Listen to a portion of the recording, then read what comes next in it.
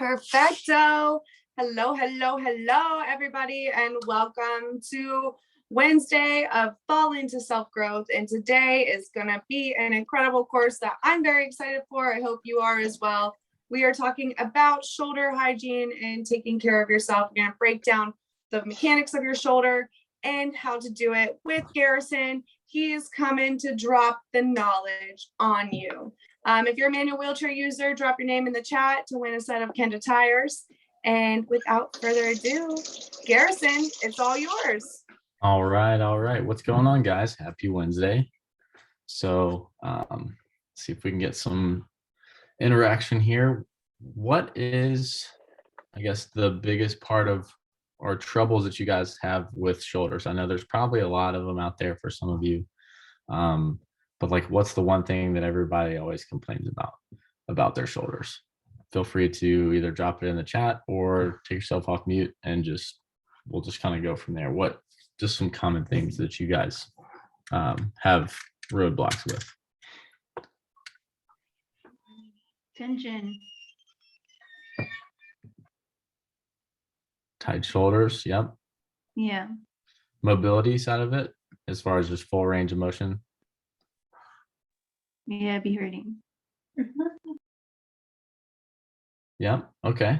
So a lot of that, and we'll go over the soft tissue portion of that, but like Jesse said, we'll probably start out with kind of reviewing over certain muscles, because if you don't know where exactly you're tight, then you don't know how to specifically target that muscle group, right? Or there's also, you guys probably know well enough about this, referred pain, right? So I may be having pain here, the front part of my shoulder, but it's actually from my bicep, right? Could be two totally different moves there. Or, hey, I'm having pain in, my trap here, but actually the lower part of my scap isn't working correctly. So this is having to work harder. A lot of these have moving parts and what goes into it. But we can get a little bit more interactive if you guys have any other additional questions too. Let's see if we can go ahead and share the screen. Yep, ready to rock. All right, cool. You guys see this okay? Good, sweet. All right, so yeah, we'll just go over the whole shoulder hygiene portion side of things here. We can get that. So first question I have for you guys, where does your shoulder start, right? And everybody's like, oh, it's like right here. Well, actually, believe it or not, if we go more neuromuscularly, right, it starts with your spine and comes all the way out from that, out through this, right? We have a bunch of nerves that come out through here. And I typically like to tell my guys, hey, that shoulder is actually starting really more at your clavicle, and then on the posterior side, the scap, right? Outside of the ribs and the spine itself. So these portions are actually where it starts.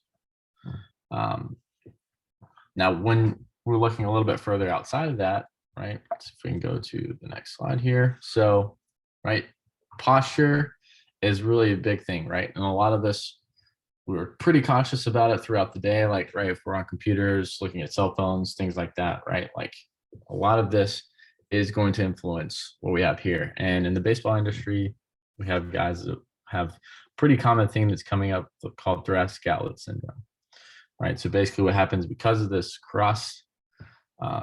upper cross syndrome, where their head is really far forward, their shoulders are really rounded.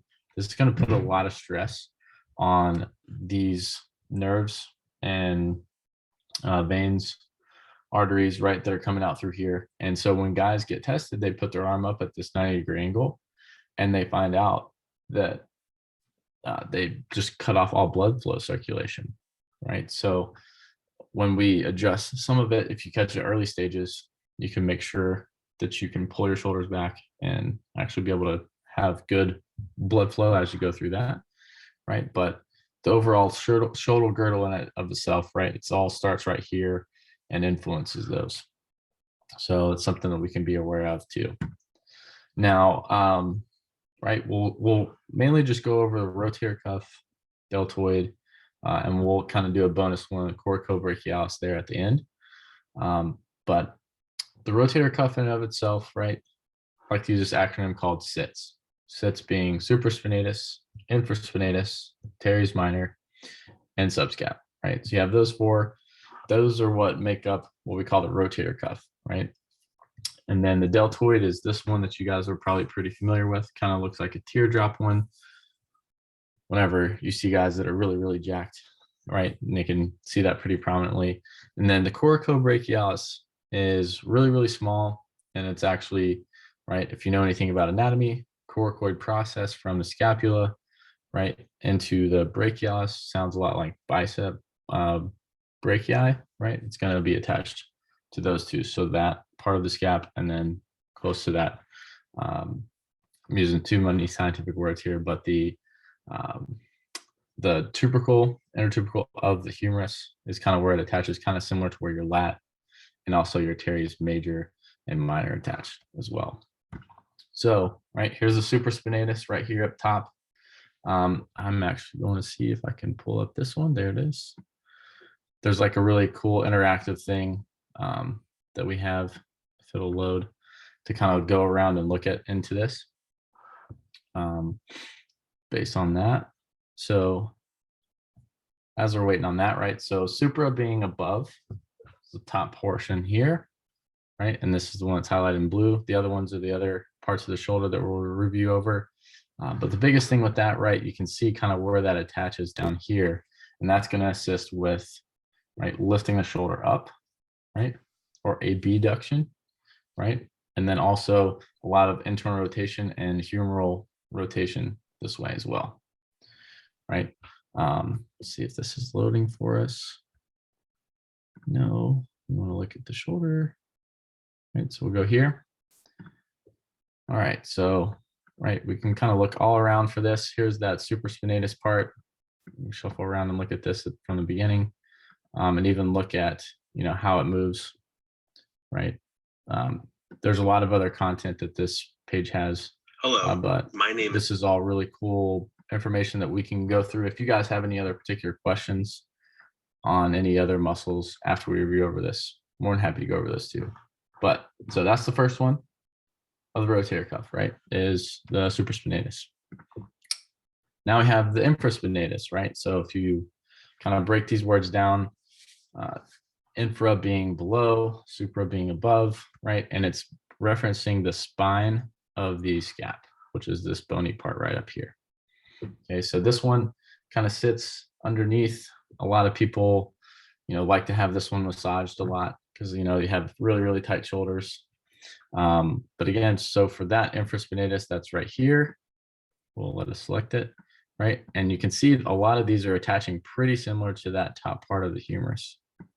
Okay, and a lot of this does assist in, again, lifting the shoulder up, rotation, right? All of those are very prominent for that.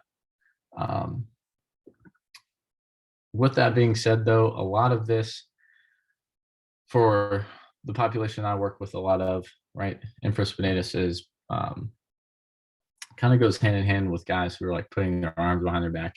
So if you guys are having to reach back behind this way in your chair, that might be something where you could be a little bit restricted or could be atrophied, right? So that's one that I think is really important to keep into account. Next one is the Teres Minor, right? So this is what we call like the baby lat. If anybody knows where the lat is, that's probably the really big muscle that attaches here, really actually goes all the way down to, I think, T1 through T12, right? And then sometimes it actually does attach by the fascia on that top rim of the iliac crest where your pelvis is, right? So really big muscle, but this one being the baby one that really just assists in the adduction, right? So if you look at that from here, really, really far underneath, and also the teres major is over there too, right? So this is, we click on that one, right? Teres minor right there. See where all that's attached. I'm a huge nerd for this, guys, so sorry if I spend too much time on the interactive part. But yeah, that's kind of where we are with this on the Teres Minor. Any questions so far? Feel free to pop those in the chat. I'll make sure I take a look at those. Now for the subscap, This is underneath right here. And this is the only rotator cuff muscle that is on the front, right? All these other ones, as you saw from over here, if I can pull this over, maybe not. Just realized you guys may not be seeing the screen that I was trying to share. All right.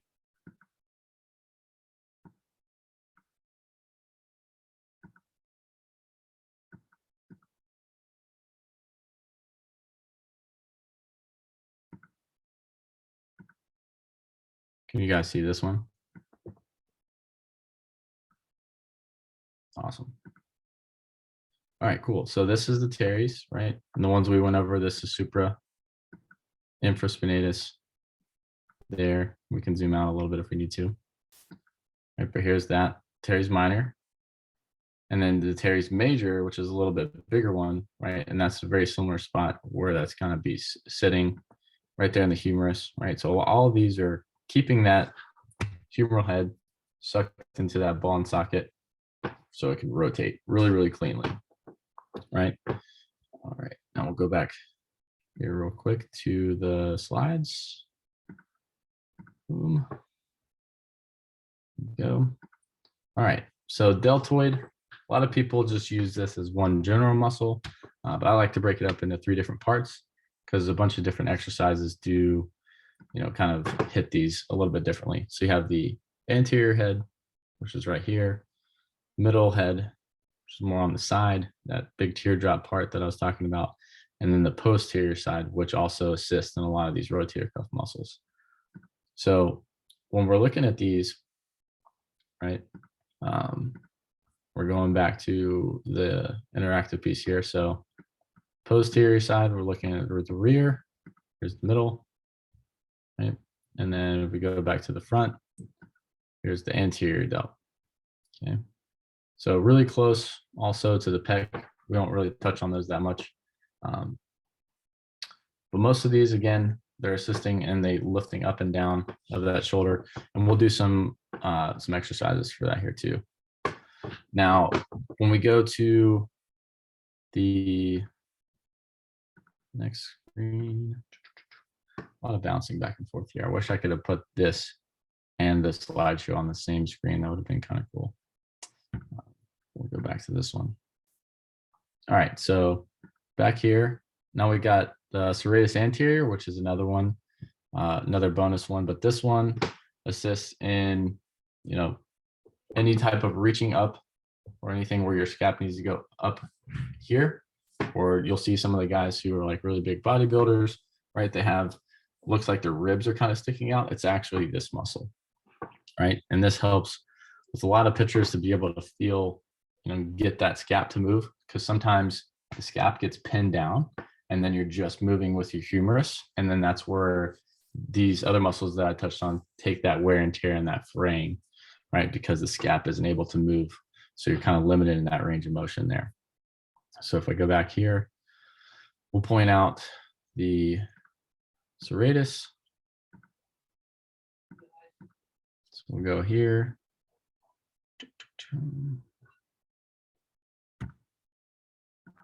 Muscles, boom.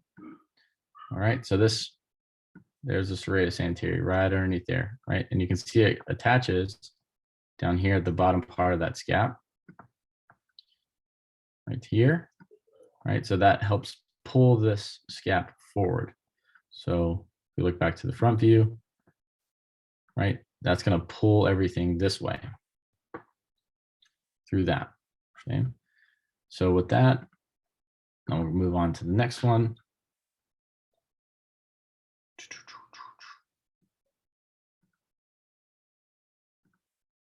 Okay, so actually go back here real quick. So that was the serratus anterior. I think the one that I did say would be a bonus one as well would be the coracobrachialis, which is one of the smaller ones that is also in the front. A lot of people have issues with these. They'll be like, hey, it feels like my bicep, but it's only up here, right? And that one definitely assists for guys that I work with, the throwers, when they're trying to pull their arm back and pull it forward this way. Any type of horizontal abduction and then adding it back to your body. So adduction, right? That's what you'll be feeling that the most. So I'll go ahead and bounce this back so you guys can see the coracobrachialis. And again, if you guys have any other questions on these, feel free to write them down, and we can review over them at the end, or any other muscles that I didn't touch on. We can definitely look into those a little bit more too. Let's see, shoulder girdle. Yeah. Right. So boom, right there, coracobrachialis. It's where it's attached to that top part of the scap. Coracoid process, and attaches down here by the humerus. Right. And then the lat, which isn't really pictured, also attaches a little bit further down this way. All right. Now for this, we'll get a little bit interactive. So if you guys want to go ahead and get prepped and ready for this, we'll be moving around. So like I said, where does our shoulder start? It starts where mostly our spine. So we'll actually start with the first exercise, which is a spinal hygiene routine. And I know you guys might be a little bit limited on some of these ranges. So let's just work with what you have. And if you need to take yourself off mute or post in the chat, be like, hey, I need something for this one, just let me know and we'll go from there. All right. So the first one is just cervical flexion and extension. So flexion being forward here, and then extension, right, all the way back. So I want you to just use the range of motion you have. We're gonna go really slow. We're gonna do about 10 reps of these, right? So 10 up, all the way down. And it seems kind of weird, but use that old adage, if you don't use it, you lose it, right? This is where we're at with that. So you wanna make sure that you're using and exposing yourself to all those ranges of motion as much as you can, right? Full flexion, full extension. And when you go all the way back, you can even feel some of these muscles. This is the sternocleidomastoid, right? Scalenes might even be there, but that'll be more for the next one. All right, everybody get 10 in? Got that range in? Awesome. So now we'll go to lateral flexion, so which means to the side. So try not to rotate too much. We're just strictly going sideways, and you're going to take your ear to your shoulder, right? Full stretch all the way through here. So you're really going to feel this in your scalenes. Going all the way down to the side on that. Yep. Good. Yep. Same thing, 10 on each side there.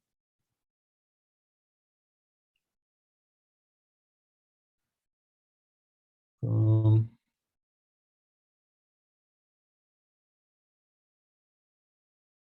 And 10. Nice. All right. Next one is cervical rotation. So again, like I said, work with whatever range you guys have. We'll just go as far as we can to the right, as far as you can to the left. Right. Really stretching that. Trying to get a little bit further on each rep, but don't push it too much. Right. Just as much as you can comfortably go. Same thing, we'll do 10 on each side. About halfway through right now.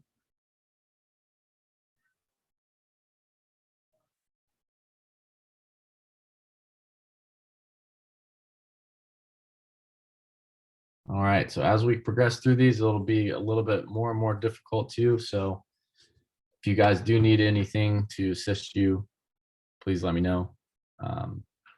This one will be forward flexion. So going down as far as you can this way. Again, some of you guys might have some limited range, so use your hands, whatever you need to do, but try to move, right? I want you to imagine each one of these vertebrae through here, through your spine. We're only going to move those one at a time. So it's like the forward flexion, but now we're adding the rest of this. So then we're bending down, boom. And then when we come back up to full extension, we'll start with our head. Look all the way back as far as you can. Use hand assistance if needed. Right, go as far back down. Right, so we want to try to move each one of these segments one at a time. So going one big block would be like this, right? But we want to think in segments, in small pieces. Do about 2 more of those and really try to get as much range as you got. Got to use what we have, right? All right, now the next one is lateral flexion.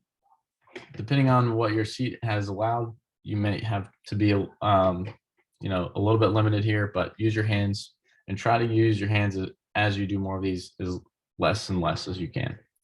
All right, so leaning to the side, you might feel a stretch all the way through here. All right, again, if anybody's having any issues, let me know.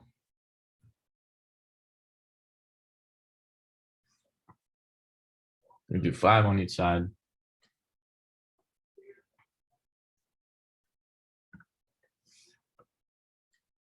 There we go, good.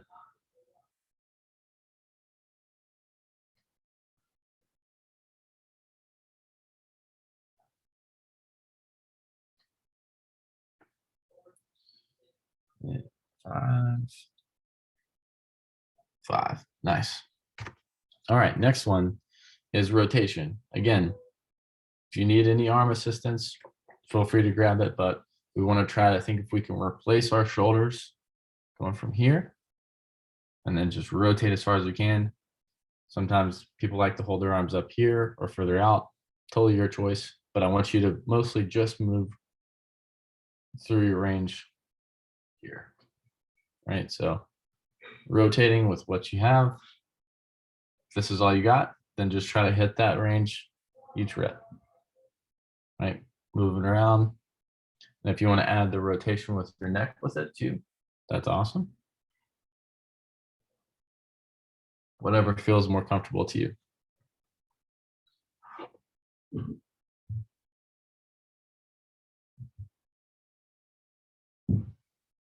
All right.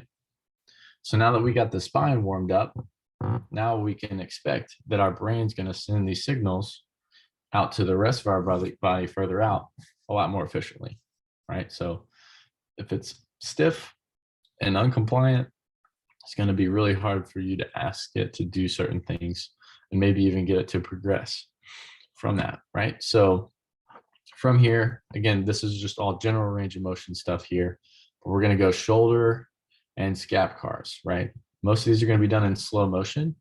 So again, we'll just kind of work through here. I'll try to go this from the side so you guys can see me somewhat better this way, right? But we'll basically hold our hand up.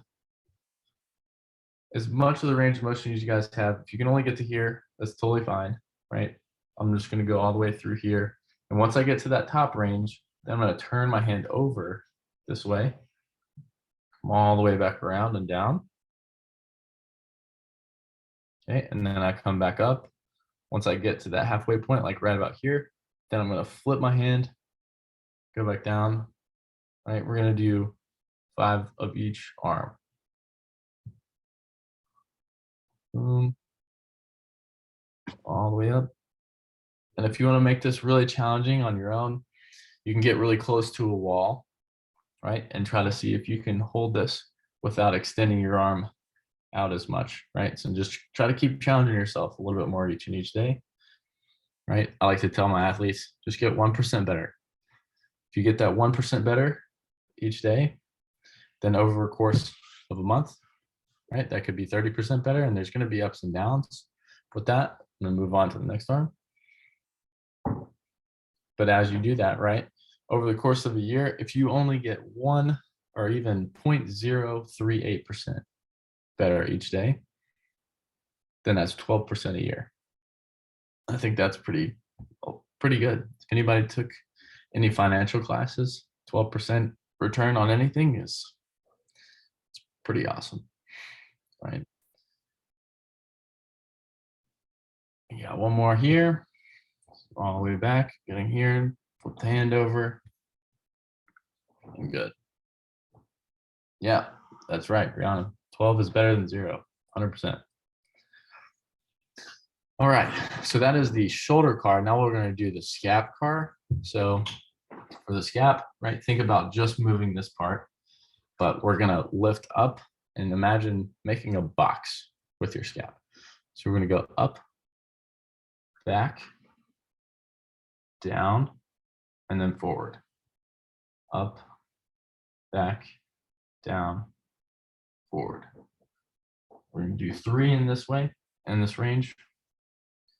And then we're going to go back. So if that was clockwise, then we're going to go counterclockwise. If you want the opposite, just go the opposite direction of whichever you went. Boom. All right, so up, down, and back. If you're going the opposite way, back, up, forward, and then down. Knock out the next one.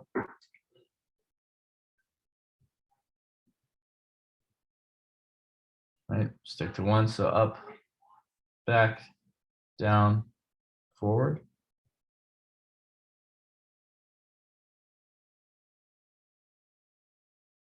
And it's important to go slow with these. You don't want to rush through these too much because you are taking 2 end ranges that you may not have been exposed to yet that day. All right, nice. So that was the scap cars. So we did shoulder and scap cars, whichever one you want to do first. And some people like one more than the other. I think they both work great. So think this one being more humerus focused and the other one being more scap focused, right? So they both target 2 different things there. All right, now everybody feeling loose, somewhat warmed up? All right, sweet. So now this one was what I like to call rapid reps. And then 4-way shoulders, technically 5, but we're gonna try to move as quickly as you can. And again, if you guys have chairs or you're in your chairs, make sure that you lock those in because we'll be moving rather quickly. So you don't want to make sure that you're stable there. All right, so lateral up downs. We're going to go off to the side here, right? And we're going to drop our arm down and bounce it back as fast as we can, right?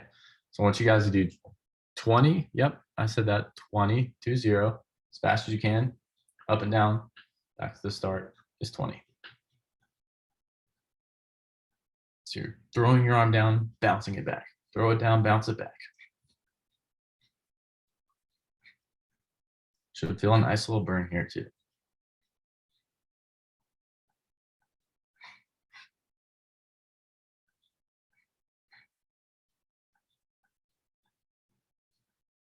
All right, 20. Now we'll go switch sides. Go here. Boom.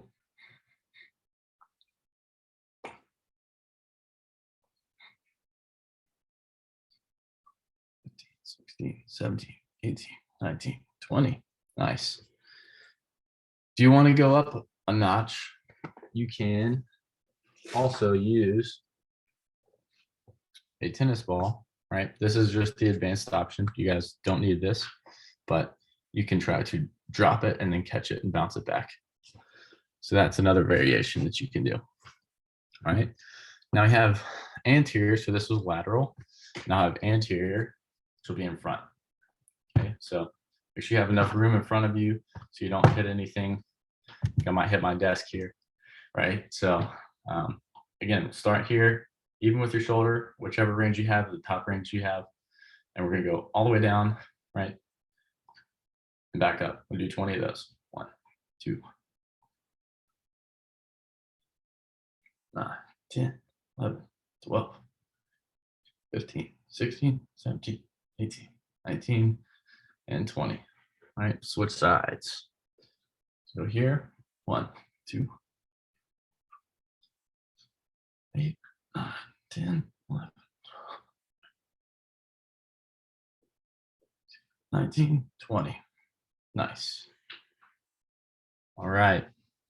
So that was lateral, anterior. Now we have full range, right? So whatever range you have, probably whatever you got to with the scap car, right? So you're gonna go all the way up with your hand facing up this way, and then down and back as far as you can. But try not to let this part, right? So your humerus, don't let it shift forward too much. Try to just keep it pretty stable. We're gonna go all the way up. Boom. What's this remind you of, guys? You guys trying to get away from someone, get the wheel going, right? Keep it going. Got a big steep hill you're trying to clean it, get up. 10 on that side, and go 10 on the other side. All the way up, all the way back.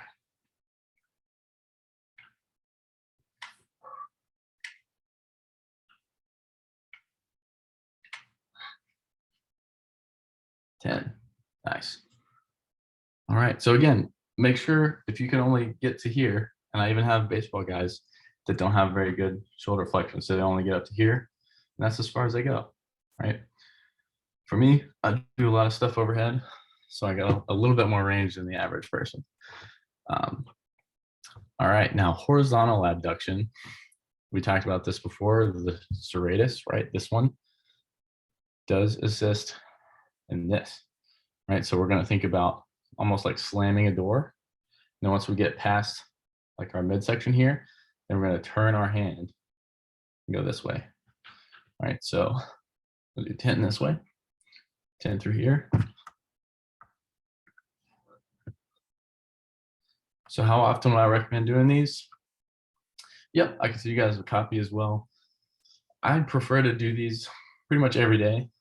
Your intensity of these rapid reps will change, but I'd definitely say the spinal hygiene, the CARs, right, controlled articular rotations, that's what they're called. Definitely do those every day.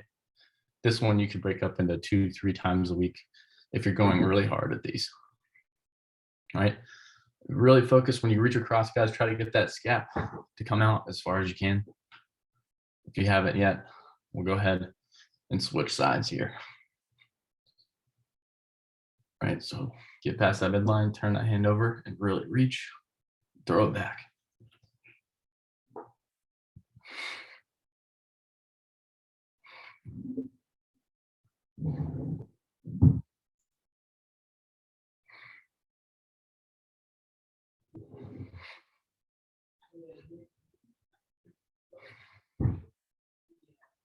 Nice.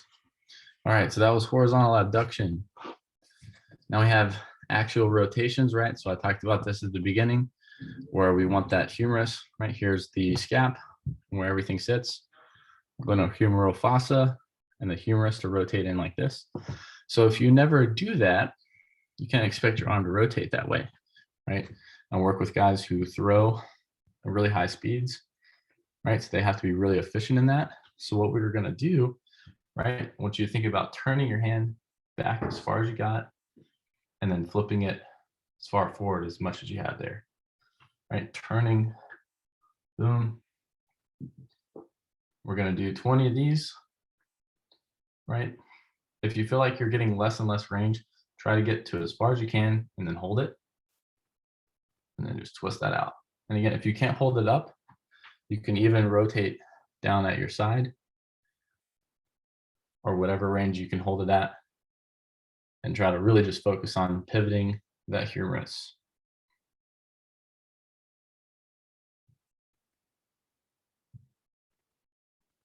And 20, nice. We'll go to the other arm. You guys feeling a burning yet? My shoulder is feeling it. I don't know about you guys. You don't even need any weight to get this going. Right, so full range all the way back, all the way forward. Like I said, you can decrease or increase the intensity of these. So if I said really fast, boom, go here. If you want to go slow, full range of motion, that's totally okay too. Really just kind of depends on how your body feels for that day, right?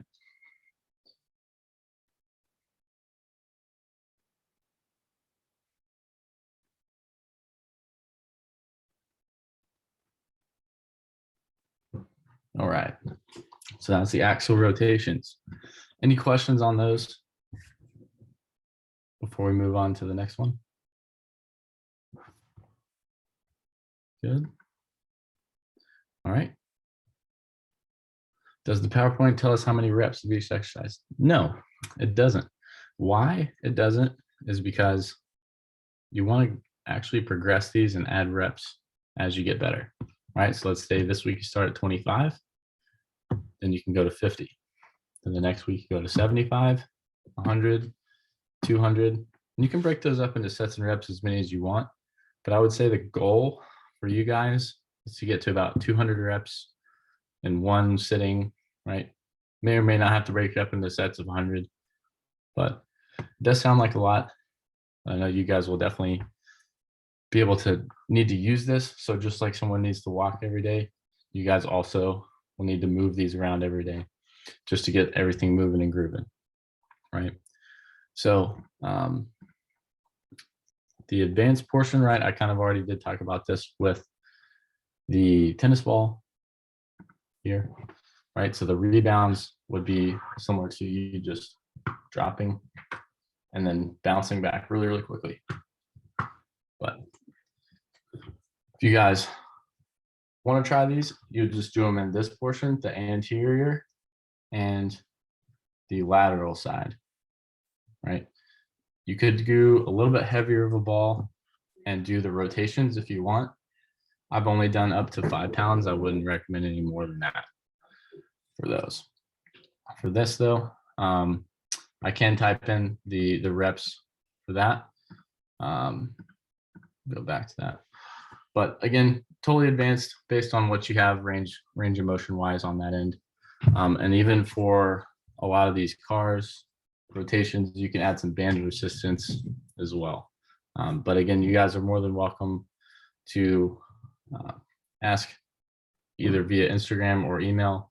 I'll give you guys both of those at the end if you guys have any questions on these. But from here, now we'll go into soft tissue work, right? So I'm going to show you guys 2 to 3 soft tissue things that we're going to use this for. So you guys don't have a tennis ball. If you have a harder ball, you may not need to press as hard on this. But this is kind of what we're going to get to. There's a lot of other fancier tools that some people use. I like my athletes to use the AccuMobility ball here, right? This little orange thing up against the squat rack, right? So those, it's a softer than a lacrosse ball. And you guys might have something similar to this, and you can hold a little bit more stable because it has that flat bottom, right? And you put that really close to your neck, and you can get your trap posterior shoulder, right? And pin that up against the wall and really go to town on some of those areas. But first one we're going to do is a really simple one. If you guys have a flat surface or a desk, something around you, right? We're going to pin this on the flexors, right? This part of the forearm, put that right here, right? So just for the sake of time and availability, we'll stick with the forearm, but you guys can also do the same things and use those pictures as references, right?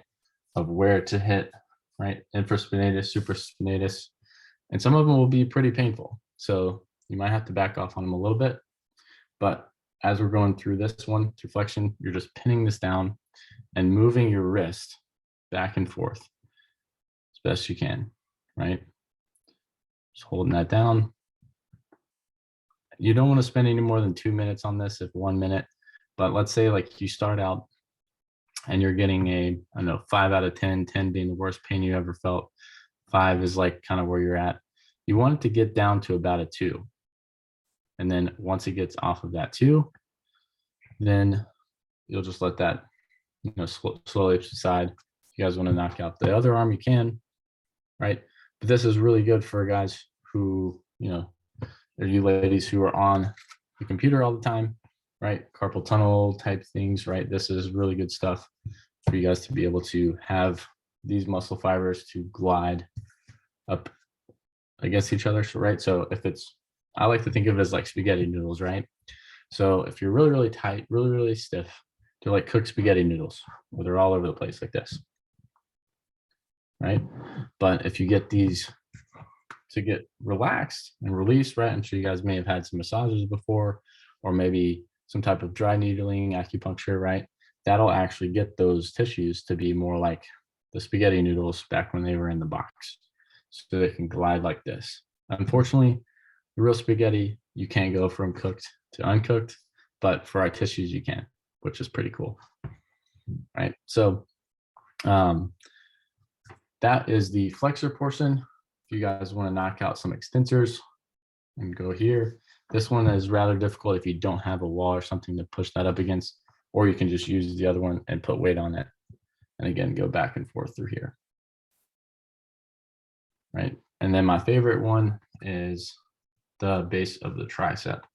So kind of where the tendon is, a lot of people have maybe seen like horseshoe, but you have your lateral and medial heads coming out through here. And then you could find like the tip of your elbow and then just follow right up to that. That is your tricep tendon. And that is where you're going to get the most release through your tricep, right? You can set it on top of the table here and just flex and extend your arm in that range, right? These are really good, especially if you guys are feeling really stiff and tender. But outside of that, again, there's a lot of other tools out there, a lot of different techniques. I say just try whatever works and use what works for you, right? One thing's not going to be the best for everyone because one size doesn't fit all for really in anything in life. So test it out, try it out, see what works best. All right. Now, I know you guys on day one did have a nutritionist come in, but there are some things here, right? If you guys are exercising more, are burning more calories, definitely recommend getting yourself to refuel that and then replenish those. I think carbs pre, any type of strenuous exercise is good to have. And some of these you can have mixed in with protein. So similar to like a protein shake, right? Or peanut butter balls. Those are some of my favorites. Not sure if you guys have had these before. Kodiak cakes, right? The pancakes actually make a like protein no-bake cookie. Those things are absolutely phenomenal. I'll just put myself out there. I'd eat it like a whole box if I could. All right. We got those, right? Obviously protein, there's some discrepancies there, but again, it all really depends on your energy expenditure, right? 0.8 to 1 gram. If you guys have a specific nutritionist though, they might give you a little bit more recommendations. And then also fluids. So I know it is getting a lot cooler out, especially whereas the two ladies that I talked to at the beginning of this, they're a little bit more on in the Midwest area. But you actually still do sweat, even though you may not feel like as much in the summer. It's actually more important for you to hydrate in the winter months because you'll be, sweating and then it just evaporates a lot quicker. So you don't really know how much of that fluid that you're losing is, right? So just a few things on that end, but now I'll just kind of open up the floor for you guys to either pop some things in the chat or unmute yourselves. And we can go over any questions. We can bounce back to certain muscles and leave the floor open for you guys.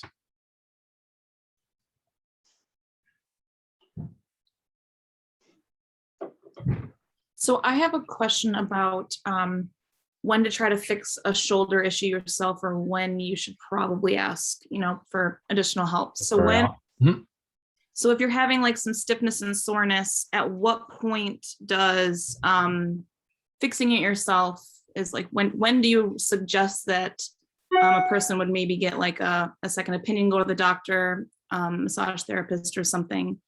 Is it like after a certain amount of time, or is it like pain, like mobility? Like what should we look for in terms of like maybe seeking additional help if we ever hit that point? Yep, great question. So I would say if it lasts longer than about 2 to 4 days and it's not progressively getting better. So let's say, you have something that's going on, we'll just say anterior shoulder pain, for example, right? And it was pretty sore first day. And then you're like, okay, like maybe I'll try to roll this out or do some tissue work, or even I tell guys use their finger, right? Go across that. But if it's feeling the same after day 4, probably about that time to kind of, go to another specialist, right? Physical therapist, chiro, whichever one you use, and see if they can pinpoint the reason as to why, right? But you can also look back and say, hey, what changed since I started having this pain, right? So you can think of it as what's the delta, what changed? Oh, hey, actually, I went to the store, haven't gone to the store in a couple weeks, or whatever other lifestyle change might have happened, or you feel like you're doing a different exercise even, right? So if you have changed something and you feel like that's where the soreness is, you can kind of bring that back to, hey, that might be the root cause to that problem. So hopefully that answered your question.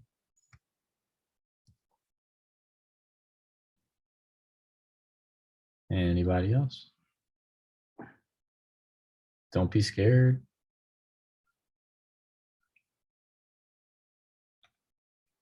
And I can pull up that interactive screen again if you guys want me to, and say like, hey, I'm feeling sore here. And then I can tell you exactly what muscle that might be.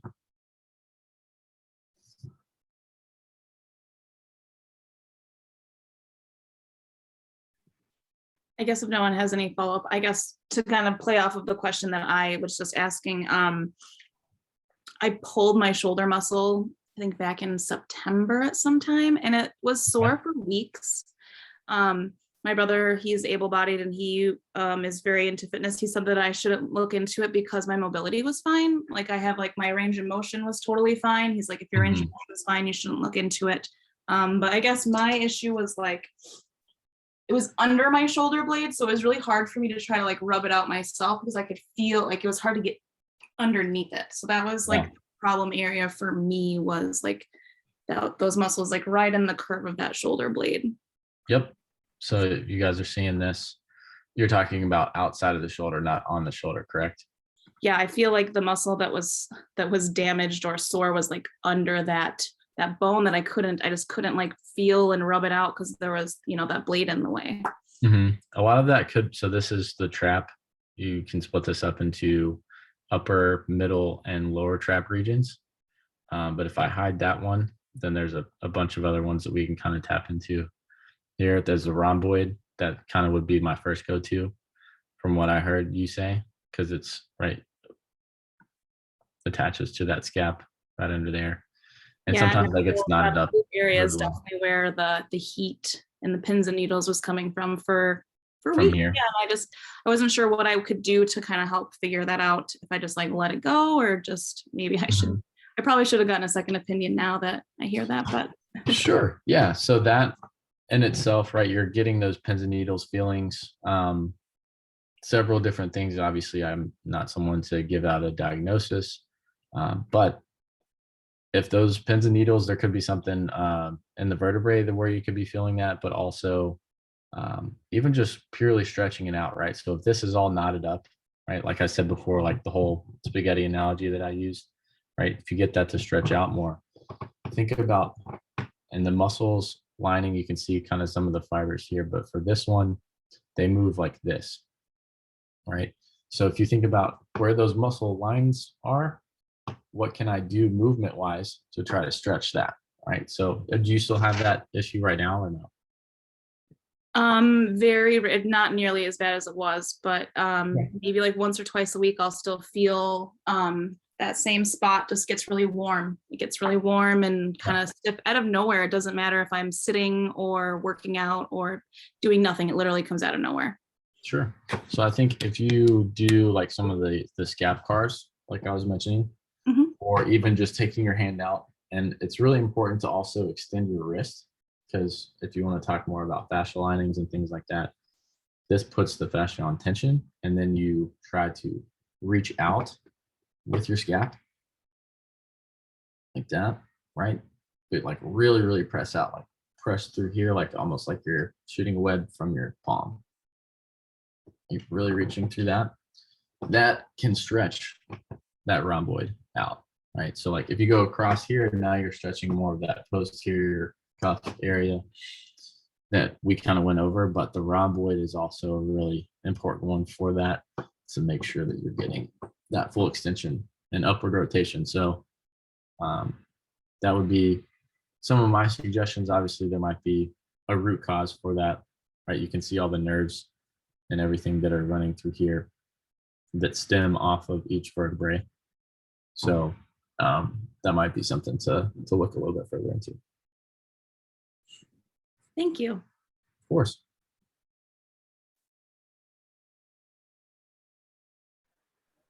Does anyone else have any questions? Anybody? Oh, here comes Jackie. Maybe. No? Okay, you look like you're about to ask a question. Naomi, congratulations. You won the Kenda tires. I sent you a message. Could you please send us your name, address, tire size to info@wheelofmefoundation.org. As for Garrison, thank you so much for providing your knowledge. I know we all learned a lot today. I learned a heck ton that I didn't even realize I didn't know. And so I really appreciate you. And some of the girls that take my Wednesday fitness class were like, oh, this is where those rapid shoulder movements came from. Oh, so it was really funny. They're like, oh, you're bootlegging things from other people. I see you. Yeah, we all do. It's fine. We don't have very many original thoughts these days. I appreciate you so much, Garrison. Thank you for spending an hour of your night with us and taking the time to put together that PowerPoint. Is it the same one that you had emailed to me previously?